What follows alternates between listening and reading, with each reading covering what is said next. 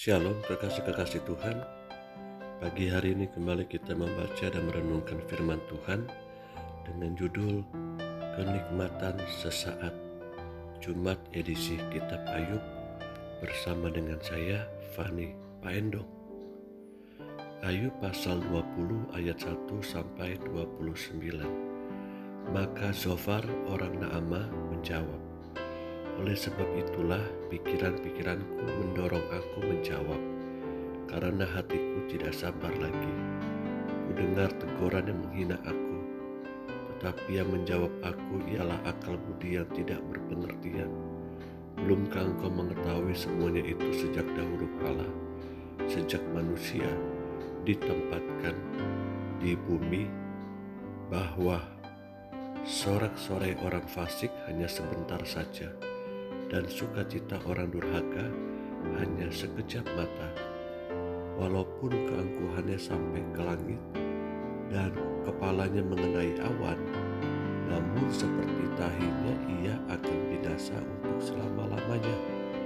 Siapa yang pernah melihatnya? Bertanya, di mana dia? Bagaikan impian, ia melayang hilang, tak berbekas, lenyap bagaikan penglihatan waktu malam. Ia tidak lagi tampak pada mata yang melihatnya, dan tempat kediamannya tidak melihatnya lagi. Anak-anaknya harus mencari belas kasihan orang miskin, dan tangannya sendiri harus mengembalikan kekayaannya. Tulang-tulangnya boleh penuh tenaga orang muda, tetapi tenaga itu pun akan membaringkan diri bersama dia dalam debu. Sungguh pun kejahatan manis rasanya di dalam mulutnya, sekalipun ia menyembunyikannya di bawah lidahnya, menikmatinya serta tidak melepaskannya, dan menahannya pada langit-langitnya.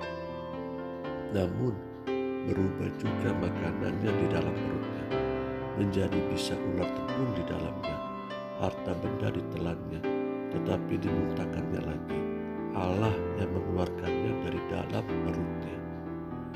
Bisa ular tebung akan dihisapnya, ia akan dibunuh oleh lidah ular. Ia tidak boleh melihat batang-batang air dan sungai-sungai yang mengalirkan madu dan dadi. Ia harus mengembalikan apa yang diperolehnya dan tidak mengecapnya. Ia tidak menikmati kekayaan hasil dagangnya, karena ia telah menghancurkan orang miskin dan meninggalkan mereka terlantar. Ia merampas rumah yang tidak dibangunnya. Sesungguhnya ia tidak mengenal ketenangan dalam batinnya, dan ia tidak akan terluput dengan membawa harta bendanya. Suatu pun tidak luput daripada lahapnya. Itulah sebabnya kemunculannya tidak kekal. Dalam kemewahannya yang berlimpah-limpah, ia penuh khawatir. Ia ditimpa kesusahan dengan sangat dahsyatnya. Untuk mengisi perutnya, Allah melepaskan ke atas yang murkanya yang menyala-nyala, dan menghujankan itu kepadanya sebagai makanannya. Ia dapat meluputkan diri terhadap senjata besi, namun panah tembaga menembus dia. Anak panah itu tercabut dan keluar dari punggungnya. Mata panah yang berkilat itu keluar dari empedunya. Ia menjadi ngeri. Kegelapan semata-mata tersedia bagi dia. Api yang tidak ditiup memakan dia dan menghabiskan apa yang tersisa dalam kemahnya. Langit menyingkapkan kesalahannya dan bumi bangkit melawan dia. Hasil usahanya yang ada di rumahnya diangkut. Semuanya habis pada hari murkanya.